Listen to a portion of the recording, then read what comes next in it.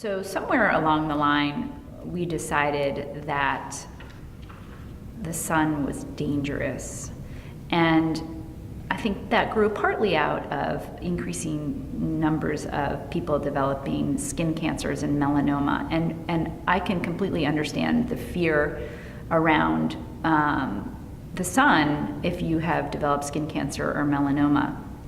The problem is that fear has gotten a stranglehold on us. And the reason why it's not really a justified fear is because cancers like melanoma and skin cancer are not caused by one factor, i.e. the sun. While that can be a factor, usually if cancer develops, there's other things going on. The immune system needs to be looked at, the gut health needs to be looked at, nutrient status needs to be looked at, the body is too acidic and not alkaline enough. There's many factors, stress, emotional, so many things that contribute to cancer. Even skin cancers that seem to be very clearly correlated with sun exposure, it's not that clear. Science is starting to bear out that actually sun exposure can be cancer protective, meaning it can actually, if it's done in the right way, can protect you from developing cancers, even melanomas and skin cancers. So as a culture, Americans have really taken that fear of the sun and run with it. And so now we're afraid to expose our skin to the sun out of fear of developing cancer. And so as parents in particular, we slather the sunscreen on our kids and we use the highest SPFs we can find. We're throwing 50 SPF, 100 SPF. I didn't even know they had 100 SPF till recently. But that, that skin protective factor of 100, a sun protective factor of 100 is, again, coming out of fear. And the science doesn't support that fear. It really doesn't. We need to have our skin see the sun every day, which is harder for people who live in more northern climates. It's not just our skin, our eyes need to see the sun. There's a whole body of research coming out about how important sun exposure is for regulating cycles in your body, circadian rhythms, for helping you to make energy at a mitochondrial or cellular level. And it's not an area I'm an expert in. It's not an area I'm expert in, but the research is out there. The medical literature is out there. It just hasn't made its way into mainstream medical practice or into mainstream culture. So doctors still advise parents to slather their kids in sunscreen, protect them from the sun. There are common sense things I think we as parents should do to protect our children from the sun. For instance, not to bring them in the middle of January when they're in Minnesota, they live in Minnesota in the middle of January, to bring them down to Florida and have them sit in the sun at noon for, and then sit there for 5 hours. That's going to result in sun damage because the skin hasn't acclimated.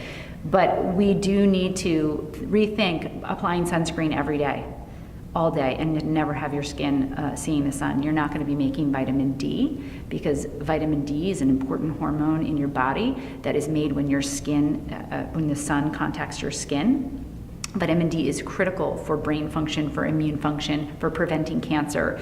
So my question is, if you're not getting your vitamin D production from the sun, what are you doing to your body? How are you compromising your immune function? We need to rethink how we're using sunscreens. The other thing is that sunscreens oftentimes are very toxic. There's all kinds of petrochemicals in sunscreens that get into your skin, and your skin is an organ of your body that actually absorbs things quite readily. In fact, that's why pharmaceutical companies have transdermal patches, or patches that go on your skin that deliver drugs through your skin. Your skin absorbs everything you put on it. So the next time you put lotions on your skin, or perfume on your skin, or sunscreen on your skin, flip the bottle over, look what's in that product, because that product is going directly in your body. Would you take a tube of sunscreen and squirt it in your mouth? Probably not, but that's what you're doing, is you're getting the same kind of exposure through your skin. At least it's getting into your body very easily and effectively. So, parents need to use common sense approaches to sunscreen, but more importantly, they need to make sure that if they are going to choose sunscreen, that they make sure that the sunscreen does not have toxic chemicals in it, toxic petrochemicals that are commonly seen in sunscreen. there are a lot of toxic chemicals in sunscreens. There are some real baddies out there, and there's some better choices. I think one of the chemicals you want to avoid is oxybenzone, which is commonly seen in sunscreen.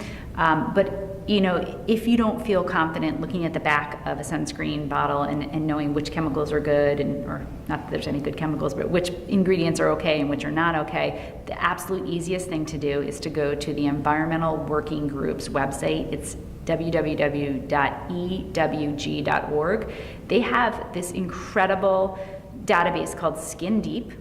And they also have a sunscreen database where they have gone through and evaluated all the toxic chemicals that are in various consumer personal care products, toothpaste, shampoos, lotions, and they have an incredible database on sunscreens.